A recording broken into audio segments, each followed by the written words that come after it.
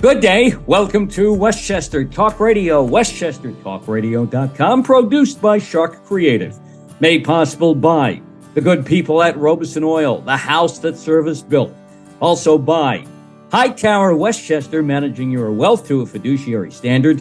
Michael Labriola, landscape design and construction of Armonk, and by Jaguar Land Rover of New Rochelle, White Plains, and Mount Kisco. Here we are on the Cup of Joe political show, joined by John Bailey. John Bailey is the executive editor and publisher of White Plains Citizen Net Reporter. White Plains Citizen Net Reporter. He also is the host of a couple of TV shows on public access TV on your cable systems all around Westchester. They are White Plains Week and People to be Heard. John Bailey, we welcome you back here. And great to have you, of course. Happy holidays to you and yours. So, by the way, special thanks to all those who came out the first weekend of December to join us over at ShopRite of New Rochelle for another annual Stuff a Truck event for those suffering from food insecurity around Westchester. We thank you for that. And John Bailey, as we head for Christmas here, mired right in the middle of the holidays. How's the holiday shopping season going locally from what you see? Well, we are anticipating a very good week this week in White Plains because the holiday market will open in White Plains on Court Street in the center of town on Friday, and it'll be you can rent restaurant space along it, plus 52 other vendors, and it's been very popular in the past, and it should be bigger than ever this year. And yeah, I think with COVID, it's there, and yet people are trying to live their lives. You might get the biggest crowd in 3 years. Let's hope so, because we have to keep those sales tax dollars coming into White Plains, New York, USA. We're very much up. We're 8% over last year, and this is really good for White Plains, because if this keeps up, this 8% increase, we are going to hit $54.7 million in sales tax revenues, the highest we've ever had, and considerably higher than last year's $48 million. Which, of course, helps, I guess, with the county overall, too. The better White Plains does, the better Westchester does. County Executive Latimer released his budget plan for 2023 a few weeks ago. Of course, adjustments come in from the county board members. From what you can determine, does this budget plan address the things Westchester most needs heading into the new year? Well, he definitely is money for the feeding Westchester, a good thing. We have terrific problems with hunger in Westchester County, and he has also provided more aid for organizations helping the homeless. And this is also important, and he wants to keep up the affordable housing. I believe that has been increased considerably. And the affordable housing thing is that he has not reduced significantly the 11,000 units needed, which his own survey said 3 years ago, but he has reduced it somewhat. But we're way behind on catching up on that gap. Not that there was much time to do that, because to do affordable housing, you have to have people willing to build it. You have to get it funded, and that has not been easy. In fact, we're just now getting projects underway that were started 4.5 to 5 years ago in White Plains. But we had the pandemic in there interrupting that, too. I think that plays a factor. Oh, of course. I mean, nobody wanted to finance anything if you couldn't get anything built because of the COVID problem. You know, people had to stay inside and do all the things that they had to do. But unfortunately, we've forgotten how to do that, and COVID is coming back big time. Yeah, we'll get to that now. Can the state do more to help us locally? We talk about the need for helping those with food insecurity, affordable housing, every kind of service we need countywide. I look at governmental structure this way, that the county can only do so much. The villages and cities before the county can only do so much on their end. Above the county, the state, maybe they can jump in a bit more, and yet the state can only do so much, where maybe the feds have to step in and help a bit. Or do I have this all wrong? Well, what happens is we never get a breakdown like a pie chart of monies provided for affordable housing projects across the state, either by how much money the state has given and how much money the communities have checked in. And we also don't have a pie chart or any kind of chart whatsoever as to showing housing needs by area of the state. I've never seen that. And in Now, fact, Latimer New York has State, really did a good job by showing the shortage in houses during his housing survey 3 years ago. now, as we come out of COVID, the Easy Pass situation, the New York State Thruway Authority indicating that for 4 years in a row now, if you have Easy Pass, you might have to pay a bit of a bump up these 4 years consecutively on the Mario M. Cuomo Tappan Zee Bridge. There has been some backlash about that. Should we all just shut up about it and realize that in order to get what we need, we got to pay a bit more, or paying a bit more is maybe not a good thing to do right now as we try to bump up and help push up the economy as best as possible? Well, it is inflation that's causing that. In fact, the only reason we're in such good shape on sales tax in the county is because of inflation. You know, It's an interesting take. yeah, and well, let's face it. If you have 8% inflation, and that means that of every increase, if you get an 11% revenue increase like the county has gotten, that means that 8 million of that is inflation. Mm-hmm. Yeah, that does put And more tax money in the coffers, no doubt about right, that. exactly. That leads to our thoughts about the MTA and Assemblywoman Amy Paulin of Scarsdale joining a group of 30 state assembly members, going to Governor Hochul and saying, Governor, look, we need more money for the MTA right now. You know, what we had before the pandemic was, okay, we got helped along during the pandemic by the state and the feds, et cetera, but now that's coming to an end. And if we don't find a new revenue source, we're going to have cutbacks on the MTA, on Metro North, on the subways, Long Island Railroad, and we can't have this.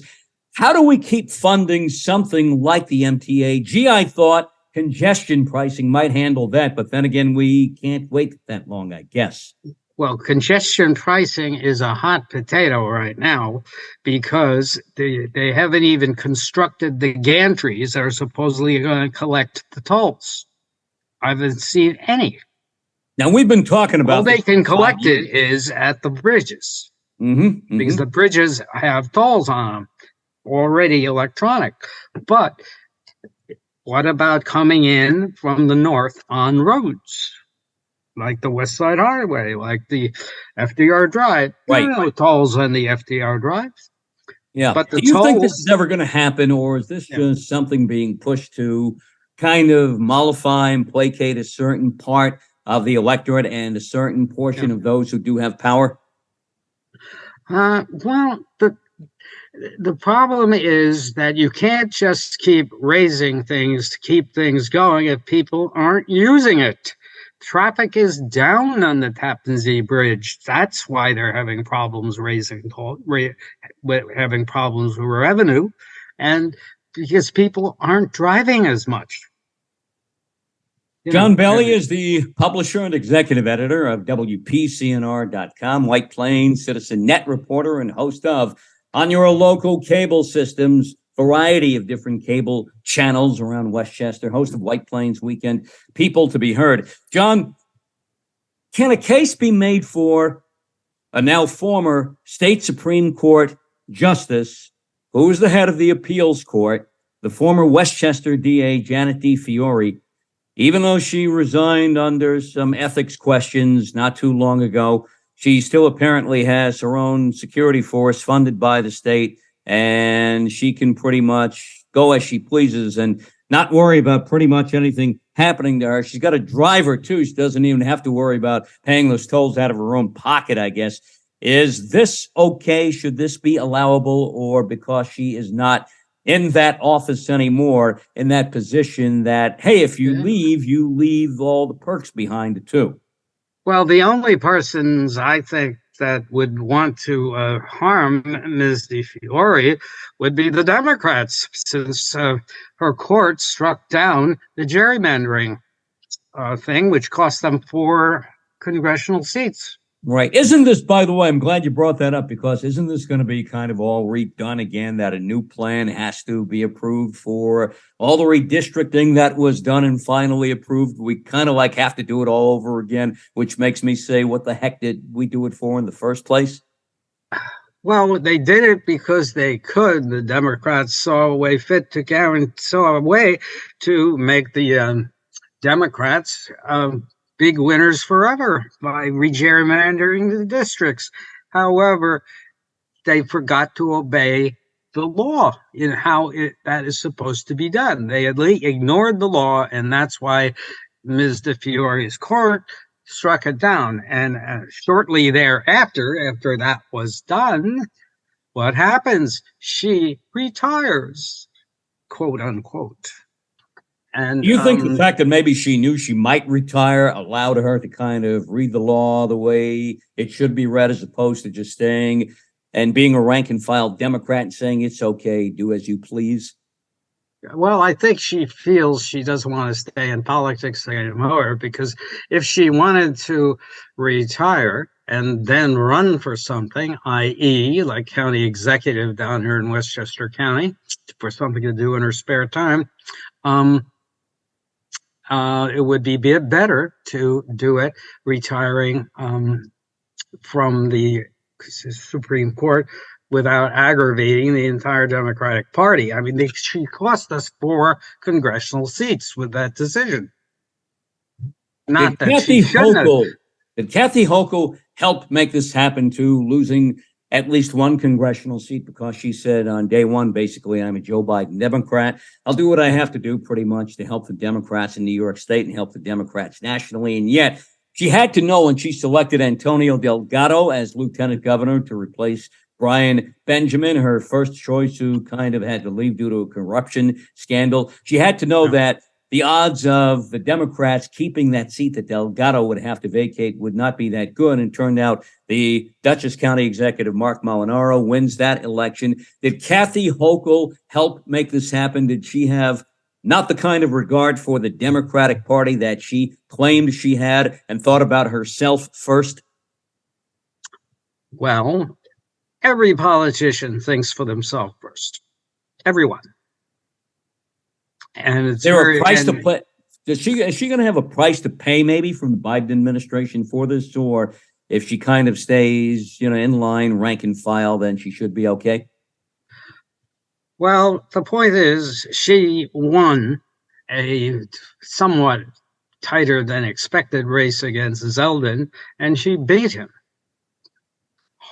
And this means she is one of the few Democrats who are in a very good position to control things better in her state than most others. Now, she becomes really important to the Biden administration. They have to treat her well.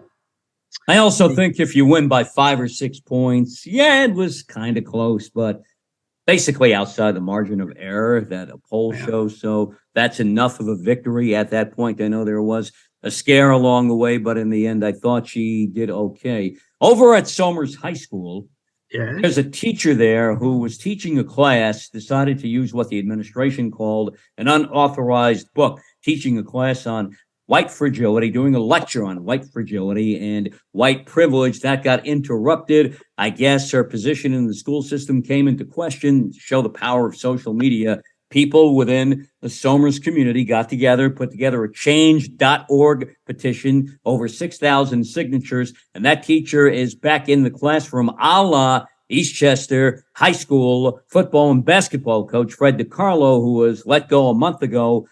He supposedly had used some inappropriate words around some basketball players last winter, and a change.org petition got signatures of more than 4,000, worth more than 4,000 signatures, got Fred DiCarlo back. He's a winning coach, right? He's a winning coach, right? Winning coach, well, that's that. They don't care. See, people who are tightly involved with sports at all levels do not care what you actually do if you win. As Al Davis once said, just win, baby. Just win, baby. That's it. Are we letting social media run our educational system a bit too much here? Or is that the way of the world now? That's simple. The whole point of tenure, when it was originally installed many, many decades ago, and I forget exactly when, is this is exactly what communities would do. If they didn't like the school marm, out she went. Mm-hmm. And if I they kind of didn't like the way they got together in Somers for this teacher. Maybe there might have been some questions about what she was doing with the lecture on the, I guess, on the part of the administration. Yeah. But if you have those questions, sit down with that teacher and work it out. That does not mean the teacher does not have to be there anymore. And it was good to see, I think, the community band together here and to get her back. Well, it's a free speech issue. It has played a big part in the last year of politics about the poor white race is being really disenfranchised and all that. Nothing is more laughable than that. If you're white in this country, you do well. If you're a Latino, if you're a Black, if you are Asian, whatever, you have to be really tough about it, and you have to take a lot of crap and do more.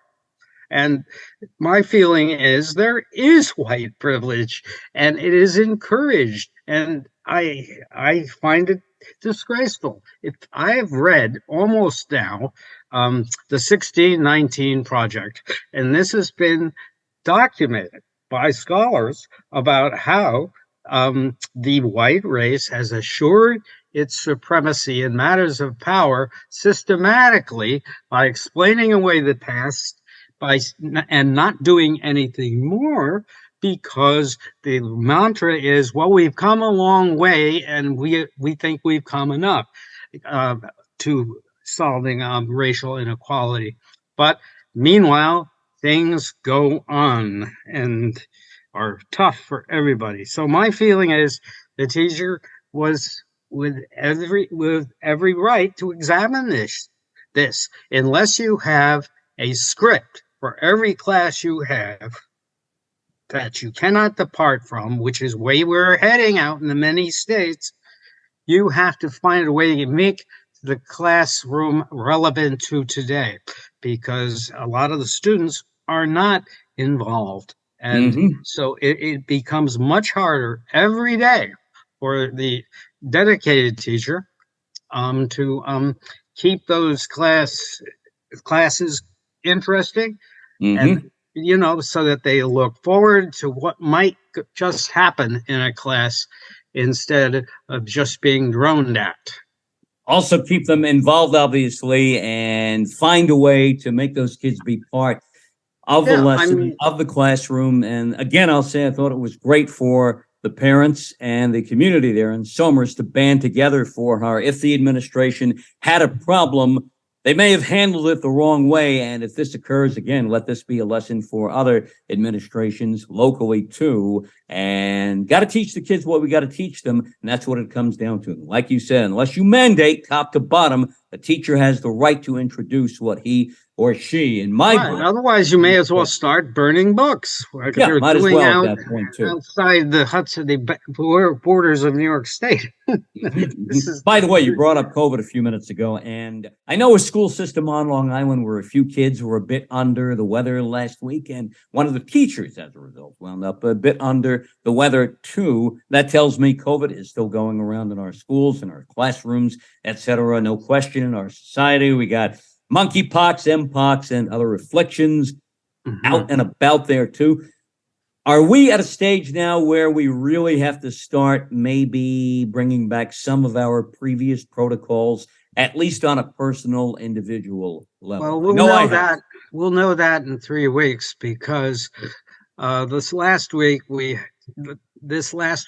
had 300 a day infections in Westchester County, and we had a 39th consecutive week of 1,000 cases a week in Westchester County. That's a Wow. streak. That's a streak. Uh-huh. Right there in all the stats. And that is not a streak that shows that we're really containing it. We're not. It's just spreading. Are we kind of Slowly. kind of let it go by the wayside is what we're doing right now, letting it go by the wayside and kind of hope that, yeah, maybe it's not going to go away. As the county executive pointed out a few months ago, we have to learn to live Yes. with this thing. And is this the approach now?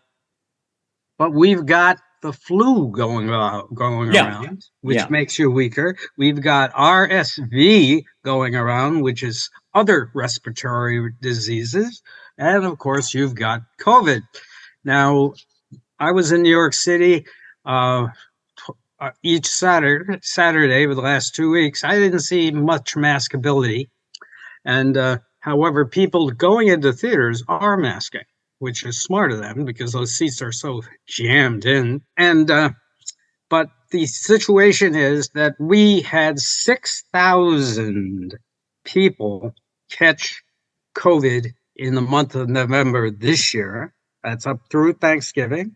And we only had 4,000 infected last November. This year, there were vaccines, but we've spread it almost by 50% more in November. So I think it's no longer a case of the unvaccinated, pandemic of the unvaccinated, but simply get your vaccine. Does it totally stop you from getting COVID? Probably not, but the effects of COVID hopefully won't be as severe on you or on those who are not vaccinated. If they happen to get it, if you got the vaccine, hopefully things work out better for you. And if you're not vaccinated, let it still be a lesson. A couple of years later, go start to get those vaccines. Well, John Bailey, yes. The marijuana dispensaries around the state and that whole situation here, we see some nonprofits now getting the okay to dispense marijuana legally, but yet some of these nonprofits have drug treatment programs as kind of like a big part of what they do. Isn't this a hypocritical contradiction?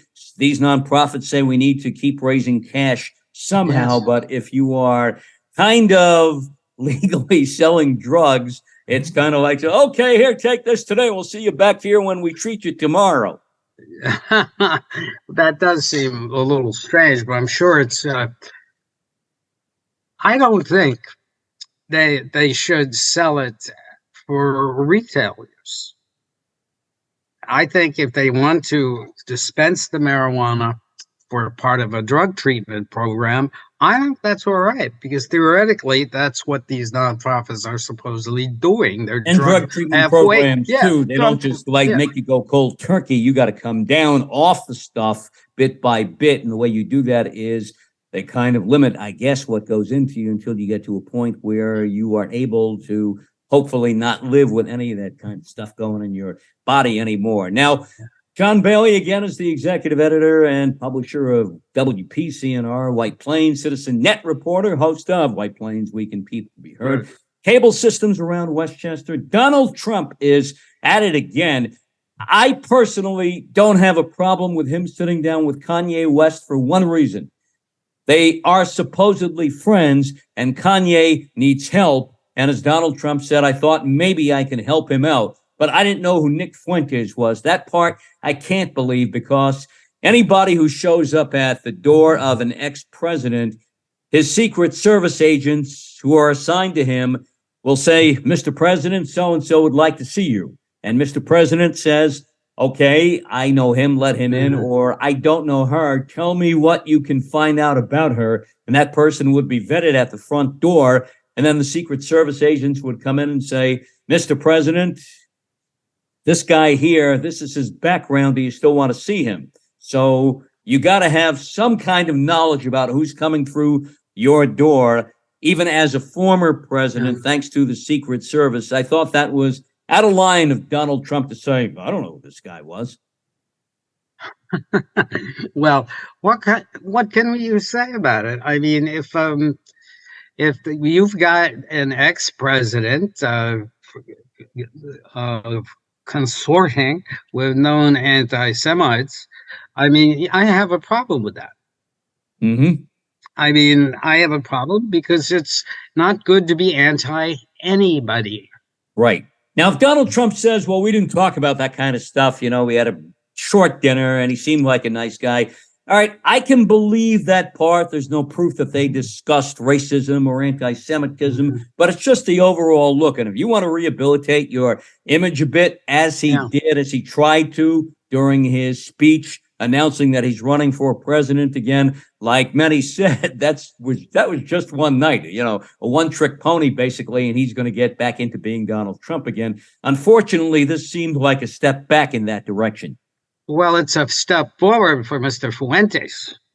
Probably is, yeah. Yes, he has really been using that a lot to get listened to in the immense demand for airtime by some of the news networks. And this is the problem. Once you get someone who has a large following, which Donald Trump's, give you some publicity, that's why people go on talk shows. It's not because they like to, they have to keep their celebrity and gig going. I mean, essentially, any appearance by a celebrity on a network is essentially you're watching a commercial. That's a good point. I like the way you put that. That's what it is about. It's a personal commercial that you don't have to pay for. And they come on free. And they come on free. And like they used to say about me, my old pal, free airtime. Traffic guy at WFAS. He and I were great buddies and worked together for many years back in the 80s and 90s. And Tom Baroni would say, Marino, your motto is, if it's free, it's for me. So there you go. That's good. I haven't used that word before.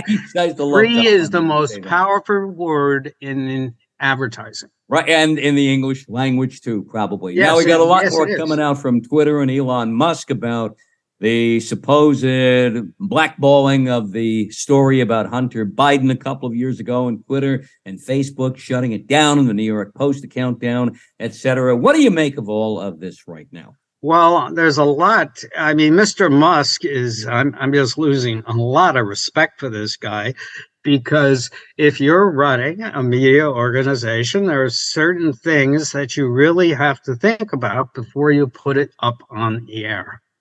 What will be the effect of that?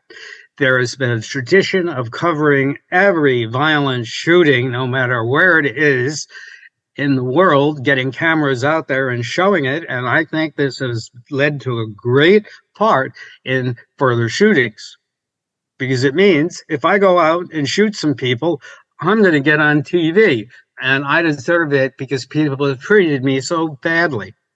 I mean, there's a lot to that. And in my opinion, that's my opinion, but why are there weeks where if you have one shooting, then you have 2 to 3 more? Why is that? Just look at I'd like to see what Elon Musk does, and hopefully he takes what he sees as inappropriate from both sides and presents it as fairly as possible, and people then make their own decisions from there. I'm sure he's got a problem because both sides of the aisle and find things for us about which we would say, gee, nicely say, at least, gee, I didn't know that, or gee, I didn't think that, but, well, it's politics, right, John? And anything is possible. Right. Well, we'll see how it plays out during the next year, but Musk has made a huge mistake with Twitter. And because now people are withdrawing all their advertising, and he has created a huge losing proposition. Right. That's the thing about it is, if he's done it to himself, how smart can this guy be? How smart can he be? That's stupid. Yeah, it's not cryptocurrency, although I guess his, modus operandi of operation is kind of like, well, kind of like crypto. If it's not working out, I can pawn it off to somebody else. We'll see if that's what happens down the road. Right, you can sell it to Trump.